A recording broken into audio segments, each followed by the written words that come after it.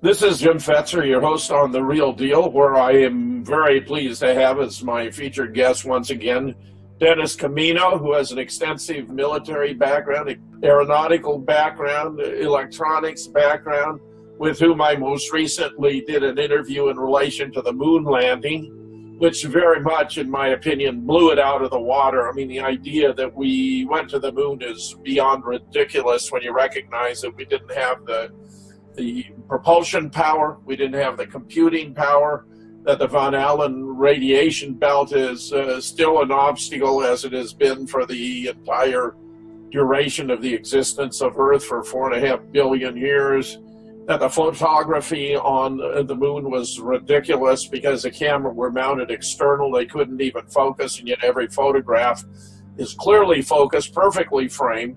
And I'm even skeptical that they could have actually taken any photographs because of cosmic rays interfering with the photographic plates. Dennis, we talked about a whole lot of issues there, and I'm willing to pick up anywhere you'd like. I think you had a few loose ends you wanted to add about our conversation related to the moon landing hoax. Sure, Jim. You know, we talked about so much stuff on that show. We went down quite a lot of roads, and we covered an awful lot of turf in a very short period of time. One of the things that we kind of didn't really get a chance to go back and revisit has a lot to do with the fact that NASA really had not had the time, the amount of clock time before the launch to get a whole lot of ducks in a row to even make it a legitimate first attempt. We've discussed the fact that these astronauts that allegedly flew on Apollo 11 had spent more than 1,200 hours in a simulator trying to land on the lunar surface in a realistic simulation on Earth. They were unable to do it. They could not accomplish it. They never once were able to effectively land at the LEM on the lunar surface. Now, there's a lot of stuff that got swept under the carpet by NASA when you ask questions about, well, how did you decide that you're just going to go ahead and wing it and try it anyway? Eugene Kranz, the mission coordinator for NASA, being the final arbiter about whether or not they're going to attempt it, when the discussion was that when they decided to go ahead and do it, that they still had not made a successful landing in the simulation on Earth when they tried to do it. So it was a very risky mission at the bare minimum. And yet, of course, because of Earth's far greater strength of gravitational field, there would have been much more control of flying objects within Earth than there would be on the moon. Yeah, so, you know, the other thing that nobody discusses is that vehicle, the LEM, you know, with the two stages, effectively the crew cab and then the lower stage, which is basically the rocket motor that made the descent, it was inherently unstable in the pitch axis or the vertical axis, strictly because of the fact that it's just like anything else. The center of gravity was so very, very high that you wanted to build in some neutral stability into a vehicle like that, because just the slightest amount of inertia going the wrong way sideways would make it very problematic for the reaction jets to be able to correct on the descent to the lunar surface, and they would have almost had to abort within seconds after the descent. So given that, they did have a plan to go back up, but they also poo-pooed the fact that the rejoining with the command module up in the orbit around the moon is a little bit more than just somebody reaching out a hand and grabbing the other hand. That's a very complex maneuver to get back into synchronization orbit with another vehicle. And the key to this whole thing would have required a very, very good closed-loop, radar-controlled merging of the two vehicles, which they couldn't do because they had a fixed antenna on the top of the vehicle, on top of the LEM, that had to be precision pointed at the command module to be able to see it, to have a signal bouncing off of it. And they had no real-time way of having an astronaut being able to do this. There was no automatic loop that controlled the antenna. So that antenna was pointed anywhere but the command module during the ascent, which made it very problematic because they're bouncing radar waves off of something other than the command module because they weren't even pointed at it. You would have wanted the crew cab oriented in such a way where the top of it was pointed directly at the command module on the ascent, and they couldn't do that without radar. You couldn't possibly do it just with an eyeball either. In other words, the trajectory was much more complicated. It almost required the kind of precision guidance that we incorporated into aircraft like the F-86s that we fought with in Korea, where it actually tracked the bullet stream to the aircraft that they were attacking to allow the pilot to get the bullets onto the target. In other words, you just don't fire at something when both vehicles are moving. It's a very complicated matter. And what we have some points about for the show tonight is that the computer, the mission computer that they had on board, was absolutely not operational in any way, make, or form. In other words, it's a very pretty mock-up, but when we get into it a little bit in the show, it's quite clear that not only was it excess weight that they shouldn't have had to carry, but it was complete dead weight. It couldn't do any work for them whatsoever. So we'll discuss that deeper into the show, I hope. Okay, perfect, Dennis. A lot of these are documents, so I know you're going to give us just a summary overview. Right. What we're going to talk about next is the fact that as of recent times, the F-1 rocket motors that were used on Apollo 11 have recently, at least one of them has been recovered by Jeff Bezos, who's the CEO of Amazon and also the owner of the Washington Post and ties to the Central Intelligence Agency. Not that they're relevant. The reason why the recovery of the engine and all this interest, by the way, the engine is now in place at the Museum of Flight in Seattle, Washington, in Renton for display. So if you want to go take a look at it, you can certainly view it. It's one of the engines that was used according to NASA. We have a paper that we're looking at here where one of the most serious problems with this engine is it was very, very thermally unstable in its construction, and the claimed thrust rating that this engine had, according to what NASA says versus what it figuratively could produce, were significantly different from each other. Yeah, and there was a better engine that would have been much more suitable, that was much more stable, that had stable, reliable thrust rating, where if they would have put those in clusters underneath the rocket, much in the same way that the Russians do with theirs, they probably would have been able to achieve the required thrust, but they used these very problematic F-1s that were really, for lack of a better term, they were far from ready for primetime live. They had a number of serious problems with the Inconel 750X alloy that was used in the tubes in the nozzle itself relative to the thermal expansion and burn through. On Apollo 6, for instance, we'll see a slide further into this where you'll see where the doctor that wrote the paper had determined that there was a burn through on Apollo 6's rocket motors, to where it was very fortunate they didn't have a massive explosion during that launch, but they somehow dodged the bullet, but they didn't have the required thrust. We're talking about these things, about the tubes themselves were made out of this alloy. These things barely were capable of launching the whole all-up full weight of the rocket into lower Earth orbit, let alone propelling the whole thing to the moon. In addition to that, another problem that wasn't discussed too much by us at all is the fact that we actually launched in the wrong direction relative to Earth's rotation, and we gave up a significant amount of speed that would have aided our launch to the moon, but instead we actually flew against Earth's rotational forces. If you went to such extreme measures to design an appropriate rocket vehicle to get you to the lunar surface, you wouldn't want to give up approximately 1/3 of your escape velocity just fighting Earth's rotation. So, I mean, It's either a big plus or it's a big minus, and the way they conducted it was a big minus. Well, let's put it this way. It's elemental in the respect that if NASA was so incompetent as to not know this in the fore of the mission, how could they possibly get everything right and make it happen?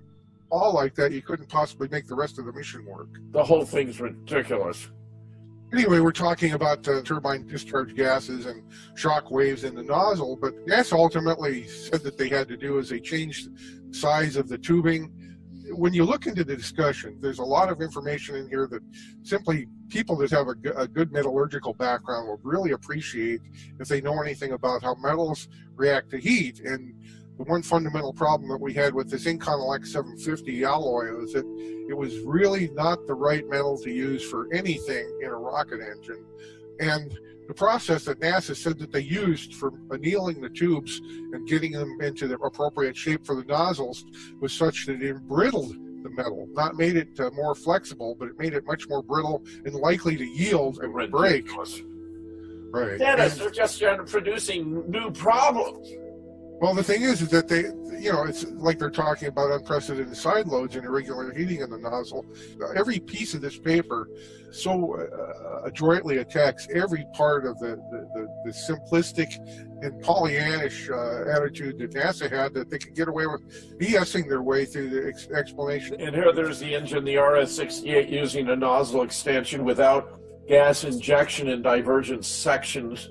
the suppositions and the simplistic explanations that NASA and Rocketdyne put forth about how the F-1 could possibly get this vehicle to the moon are so preposterous that it'd be like a brain surgeon being challenged by somebody that the only thing they've ever worked with was silly putty about how to, cut out a diseased part of the brain. The Russians were well advanced in their designs of rocket engines for a very, very long time.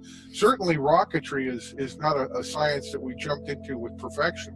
In other words, it took an awful lot of failure to a point where the Russians, for instance, were able to build the most powerful rocket engines. And by the way, Lockheed Martin rocket specialists that designed some of the latest rocket technology for the United States looked at many Russian designs over the recent years, and they've made public statements that they do not understand how the Russians achieve such high chamber pressures in their rockets. Now, when they can admit that they don't even understand how the Russian designs do this, and by the way, the Russians' engines are being purchased by the United States today. The RD series of rocket motors that the Russians build are, in fact, in use every single time we launch, almost every time. Every now and then we'll use an Atlas, which is one of our designs, but when we're lifting a heavy payload, we're using a Russian engine. Now think about this. If the United States had such superior rocket technology in the 1960s, why would we have to ask the Russians to build rocket engines? Why would we need their stuff? Dennis, I agree completely. It's ridiculous. It must take an awful lot of self-control not to just raucously laugh and roll on the floor to look at the crap that we put forward as science. When we're talking about this Rocketdyne solution to pressure oscillations and shock waves in the nozzle, that they used a 50-grain, 3.5-gram bomb attached to the face of the injector plate to deflect the shock wave out of the nozzle so it wouldn't blow the chamber to smithereens. And then after that, the acoustic wave in the combustion chamber is supposed to be perpetually deflected out and solved from that moment on. And I really don't think it works like that. But that was what Rocketdyne put out and said that that's what they did on the H1 and F1 engines to control them. It's preposterous, and the Russians are calling us on it. Anyway, to this slide here, we're talking about the number of injectors, the baffle radius, and combustion chamber pressures. Everything points to the fact that the engine wasn't suitable to get to even 75% of the rated thrust that NASA said that it acquired to be able to get to the moon. And therefore, because of this particular situation, we're in very deep trouble getting to the moon even a little bit, let alone flying multiple missions there. So this really is a technical proof that we did not have the propulsion power to get to the moon. No, and the reliability, as this Russian has stated, it's clear in this Apollo 6 picture that's going to come up after this slide that the engines are in serious trouble. Had there been human beings on the top of this rocket, they would have been killed. Fortunately for the United States, nobody, I think, ever got on top of one of these rockets without being probably sedated to the point where they had no clue what was going on. But clearly, when you look at this explanation about the fact that cooling tube breakthroughs were occurring on Apollo 6, when you have something like this going on, the next step is in a massive explosion. We're very fortunate. Actually, the United States is fortunate that they didn't blow this rocket to smithereens on this launch. And the one thing that's very apparent is the F1 engine did not change in its design, even though they clearly could see that they had a major problem here with it. So once again, if you're doing something wrong, you deviate from that plan and go to another plan when you know that the only option is to do something different because your old plan is defective. But we had many, many issues with this F1 engine. Like I said, the NK-33 that's cited in this document would have been a better choice. They were stable. They had good power. If you ganged enough of them on the bottom of the rocket, the footprint would have been approximately the same. And in fact, their actual launch weight would have been lower. So we would have had more capability to get more payload into lunar orbit, possibly if they would have used a different engine. And by the way, they made an even larger engine than this that they apparently decided that they were going to try and attempt to fly with. It's ridiculously huge, and it was such a mess that if they ever would have tried to fly with it, it would have been a massive explosion. That's why none of them were ever flown. They went to the effort to design an engine bigger than the F1, approximately 4 or 5 times larger in height and circumference. Well, it's kind of like what we did in Vietnam, where we dropped huge numbers of condoms that were the Magnum-sized ones on the Vietnamese, because we figured that the CIA's plan to demoralize the Vietnamese with huge condoms, inferring that all Americans had giant genitalia. Right. When you talk about the ability of the pumps to feed the engine to overcome the resistance in these tubes, once again, it's like launching against the Earth's rotation in a way that takes away approximately 1/3 of your delta velocity to get out of Earth's gravity. You get rid of it for no good reason that you can think of. And with these tubes, why would you design a rocket motor that inherently required so much force to push the fuel through it because of the bad design of the nozzle, that you end up with a rocket that can develop maybe not even 75% of the thrust that NASA said that it had, which is preposterous. They could never possibly have operated the F-1 at the chamber pressures at 70 atmospheres that we claim that we were running it at for any amount of time without blowing the whole entire rocket to kingdom come. This is not BS here. This is real math. This is real physics. This is real metallurgy. This is real problems with pressure and pumps' inability to push fuel through the whole thing, because, by the way, the fuel had to go through the nozzle before it came into the combustion chamber via the injector plate, which is a big flat plate with a bunch of holes. Now people are waking up to the fact that Apollo was a hoax. It was a hoax from end to end. Nobody could have got it right on so many things that were so complicated in such a short period of time. As I stated, the amount of testing that would have been required on every single part of the vehicle would have taken at least a decade, if not more. And every time you make a major change to any subsystem, it requires you to go all the way back to the drawing board and start over to revalidate your full design, because any major change affects other systems. And when you look at the preposterous thing that is called out in this document, by the way, where the guy makes a mention of the fact that the genius that designed the pie-shaped surfaces on the LEM should get honorable mention, and he actually mentioned the fact that it's preposterous that the thing was shaped like that.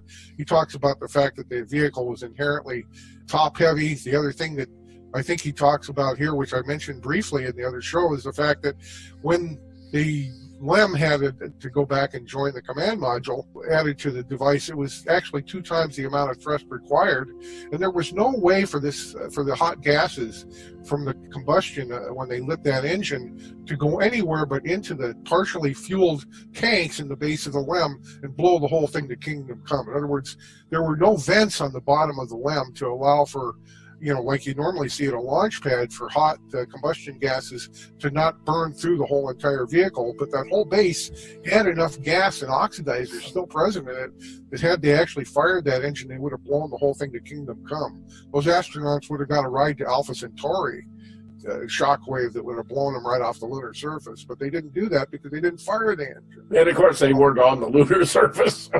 No, they were on a studio surface.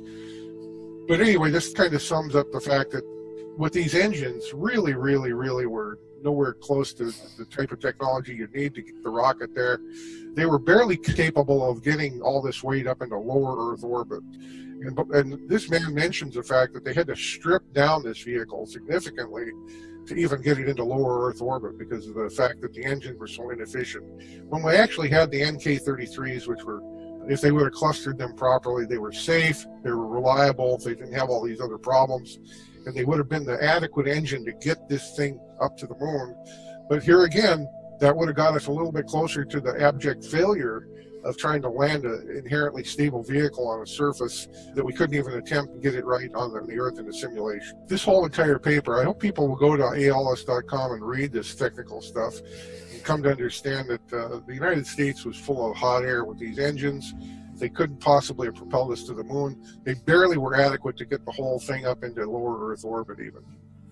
I think what happened is, you know, if I could make an honest guess as to what took place, when they heard John Fitzgerald Kennedy talk about a mission to the moon, Kennedy was woefully unaware of Van Allen. He had no idea that there was interstellar radiation. Many times over would have killed the crew on the flight. In other words, we couldn't have gone in the first place. But they latched onto that as an opportunity to make a gigantic entertainment package that kept Americans woefully and gleefully preoccupied with things other than the Vietnam War and other things that were sapping. At fabulous expense. So it was a masterpiece of distraction. Absolutely. And the thing is that Americans saw these launches, but it's impressive. I mean, I got to admit I saw these big engines start up and the hold down clamps of the rocket fall away and the tower fall away and all this other stuff.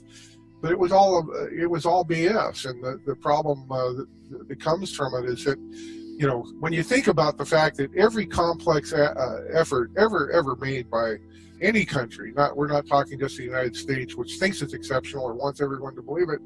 Let's say Germany would have tried to undertake this. They probably wouldn't have been able to get it every single time. They would have blown astronauts to Kingdom Come. They would have not been able to land. The physics of landing a vehicle on the moon are a little bit more complex than what the average person would ever gather. Yeah, it was an elaborate hoax. It was a bullshit story. We didn't go anywhere except in the lower Earth orbit. That's as far as we got. We even went the wrong direction when we did that. Now here we have something here. Tell us about this. Okay, well, we're looking at, it's a little bit widened out, of course, but you can see the F1 with the guy standing in front of it in the construction of it, and it shows the footprint of the F1 versus the HK-33. Now, if they would have used clusters of HK-33s in place of the F1s, they would have had a safe and reliable engine to get us to the moon, because they would have produced all the necessary thrust for the duration that they needed to get it, and it would have been easy to do, and it would have been lighter. In other words, these HK-33s, 4 of them weigh less than one F1, and they produce more power and more thrust. So it's a big question mark in one's mind. Why did they not use them? And there's other engines that were proven time and time again to be stable and operated well, and yet they went with this engine that was basically a mess. Well, the engine wasn't powerful enough to get us out of Earth orbit, so low Earth orbit. So here's an engine that got us to a point in low Earth orbit where it could come back into the water and be recovered by Jeff Bezos. Right. Like I said, I don't believe that he just innocently went and found this engine. He was sent by the Central Intelligence Agency to go get it, because now they need to wag the space program in America's nose. They got so many things going wrong in America, they need to distract you and get you looking at the ISS and all these wonderful achievements by NASA and this Mars mission that they planned. Right. Because they can little afford to have the American public come to understand that virtually everything that's fed them is BS. It's garbage. And only a moron can believe it. But the real problem with America is that the average IQ is probably under 70 in this country to be able to accept such obtuse BS and not look at it and go, you know what, that just doesn't compute, it doesn't work. You know, and if you have a working brain, you can't look at this stuff and not come to the conclusion that it's all a ruse and a hoax, because real science and real actual math and real objective assessment of what's going on here proves that it's just a hoax and a ruse. So here's turning now to the computing power problem, Dennis, since we've demonstrated that the propulsion cap power was hopelessly inadequate. Tell us about this slide. Okay, now we've already determined that the mission computer really, for what it's worth, it was really a useless boat anchor. It might have been good for keeping their feet warm if they didn't already have an immense heat problem in the vehicle anyway. But assuming that if you wanted to buy into the fact that it was cold up there instead of being hot, which is preposterous, have to come to the conclusion that they had to use Earth control to fly this vehicle, because you didn't have a computer on board that could calculate quickly and rapidly the orbital changes that they need to make and the corrections. You wouldn't be able to just point this thing at the moon and just fire the rocket and go there. It doesn't work like that. Many, many, many times you're going to make course corrections that are so small that, I equate it to the BS that they fed us about Apollo 13, trying to re-enter the Earth's atmosphere using manual control, where just the slightest offset would have either taken these guys deep into space or going directly into the Earth and burning up immediately. Even if you were to receive an immediate response, it would take about 2.5 seconds round trip. That's right. The thing is that you don't know in the 2.5 seconds time window that this is going on, whether or not you did it right and what could happen. And I'm going to tell you that in real life, with real rockets down here on Earth, the guidance commands, sometimes even though they're traveling at the speed of light, which is very fast, the Patriot missile system used track via missile, and it sent all the telemetry back to the Patriot radar on the ground, where the radar set itself on the ground would do the computational assessment on the intercept and send it back to the rocket. That was too slow at the speed of light on Earth. Think about this, trying to go to the moon, a target very far away, and you burn too long or you get offset in a certain way, and now you have this perpetual 2-second delay that's going to stymie you even further and make it even more impossible for you to get it under control, because you want to be able to get the thing under control before you make a correction. This article would demonstrate that according to published documentation, the Apollo guidance computer was unfit for its purpose. I love it, Dennis. It was nothing but a boat anchor. It's very pretty and very elegant. Here it is. It was a nice package, huh? It looks way too simple on the face anyway. It looks more like a calculator than it does a computer, for God's sake. It wasn't even adequate as a calculator, to be quite honest. Just for the purpose of addition and subtraction. By the way, this gentleman that wrote this paper about it, just like myself and other people that are trained in electronics and know how logic circuits operate and how they're configured in real computers, even going back to the very first ones that we had in America, using core memories, which you're going to see here shortly in the next slides, we can prove that this thing wasn't even functional and couldn't possibly do anything. It's on a breadboard, for God's sakes. It would have fractured into a million pieces during launch because it couldn't withstand the vibration on launch. And this is something that might work in a test environment in a laboratory. By the way, when you look at the connectors and count the pins, the number of connections to this rope memory is insufficient to do the job as stated by people at UNIVAC that built this thing. So anyway, this is very pretty, it's very eye-catching, but it's a piece of junk and it couldn't have possibly been used for the moon mission. The core rope memory was not actually functional and could only be considered a joke for several reasons. This is embarrassing, Dennis.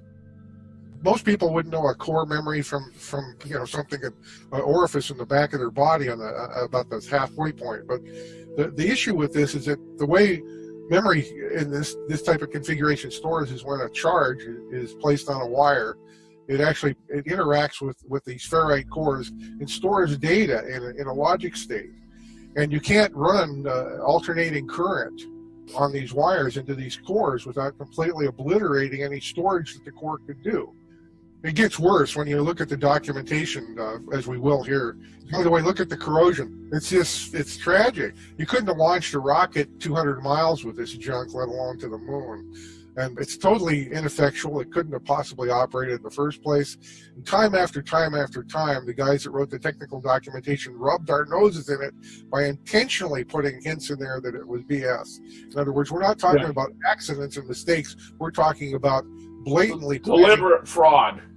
That's right. The core rope memory had only 512 words of memory. When you think about the fact that this mission, the complexity of the trajectory was far greater than what this boat anchor, even if it operated, could possibly achieve. They used the excuse that they had to take manual control. Of course they would have had to take manual control because this thing was a complete dead piece of junk. It couldn't even possibly work. And we're looking at B and H curves about magnetic fields and pulses and how to store data in a core.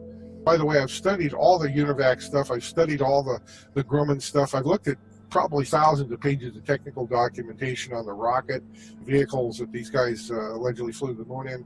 It's so absurd, it's so ridiculous, and so stupid that only a neophyte with no experience in testing vibration shock and EMI and EMC and temperature and vibration testing could possibly look at it without laughing and rolling on the floor looking at it.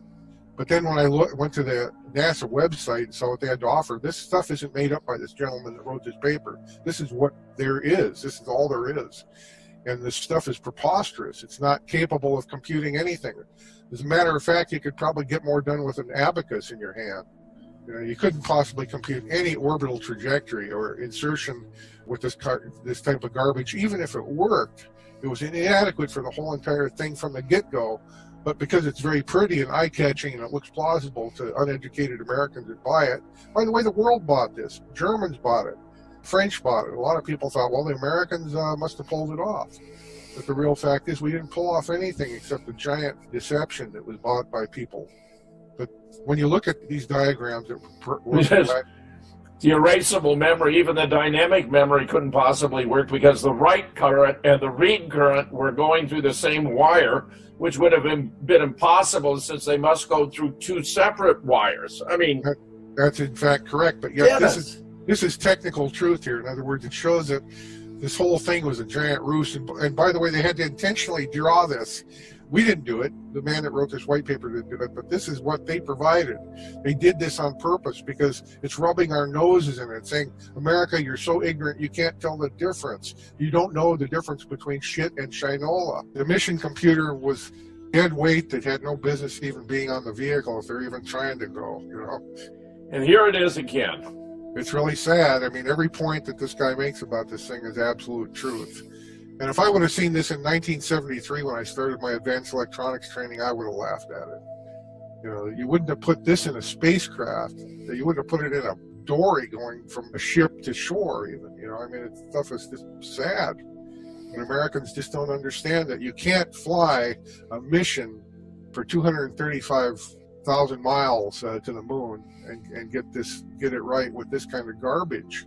By the way, any calculator that we operate in our hands right now probably would have been a great advantage, provided the astronauts knew how to do the computations. Right. Which I really have to think about whether they really know. It had the computing power of a brick. I mean, that's ridiculous, Dennis. Well, it is. And the thing is that we couldn't have flown anywhere with this. You couldn't have gone to Detroit from Los Angeles with this garbage, let alone from the Earth to the moon. I mean, it's just ridiculous. It's junk, but it's pretty junk, and it's eye-catching junk, and it's mesmerizing junk. And Americans don't know the difference between the S and the S. You know, one's brown and smelly, and the other one is supposed to go on your shoes. Anyway, this whole thing is exposed on so many different levels. You know, we've discussed the vehicle itself. They had no way to get the heat out of it. They had no ability to radiate heat into space. They rotated the thing around like a rotisserie with a bird inside of it, getting cooked. I mean, this whole thing is a gigantic ruse and a lie, and it's tragic. All the technical documentation that they have provided for us, by the way, everything is on the NASA website, is evidence of fraud that probably in a real world you could be prosecuted and sent to prison for. But in America, you'll just be congratulated, like Bezos, for his initiative to go recover a rocket motor that never propelled anything any further than lower Earth orbit. Like I said, this is a very pretty box. It's really nice. It's got numbers on it. The other thing, too, is think about this for 1 second. The thing withheld no instructions within it. In other words, it had no ability, once it was powered off, to retain anything. In other words, let's say it worked, which it didn't. But let's say it was operational a little bit, which it wasn't, and it had the ability to have something inside. The minute you shut the power off, have to reboot it, everything's lost. Then you got to manually load it in again. Yeah, well, Walt Disney is another part of the machine. We'll talk a little bit about them in a moment, but they all work for the Central Intelligence Agency, and they are all there for entertainment. They're all there to mesmerize the ignorant American public that couldn't discern truth from reality. And, you know, this whole thing is just, for lack of a better term, it's the biggest load of schlockery that ever probably happened in the history. It's just ridiculous. And at fantastic expense and cost to the taxpayers of the United States. By the way, Mr. Pascal, who wrote this document about the computer, did a fine job. If you're out there, Xavier, please know that just like Bart Sibrel and Bill Casing and our other friend, Mr. Ralph Renee, all of these people are pioneers with the truth, and they were so derided. But it's not a pleasure to have to acknowledge the fact that Americans really live in a dream. Unfortunately for mankind, the dream that Americans live in is that we can do anything, and the rest of you have to put up with us. NASA ultimately said that they had to do is they changed the size of the tubing. When you look into the discussion, there's a lot of information in here that simply people that have a good metallurgical background will really appreciate if they know anything about how metals react to heat. And the one fundamental problem that we had with this Inconel X750 alloy is that it was really not the right metal to use for anything in a rocket engine. And the process that NASA said that they used for annealing the tubes and getting them into the appropriate shape for the nozzles was such that it embrittled the metal, not made it more flexible, but it made it much more brittle and likely to yield and break. So a nozzle extension was designed that could be added to the base of the new standard short nozzle when extra performance was required. You know, it's like they're talking about unprecedented side loads and irregular heating in the nozzle. Here again, all this part of every piece of this paper so adroitly attacks every part of the simplistic and Pollyannish attitude that NASA had, that they could get away with BSing their way through the explanation.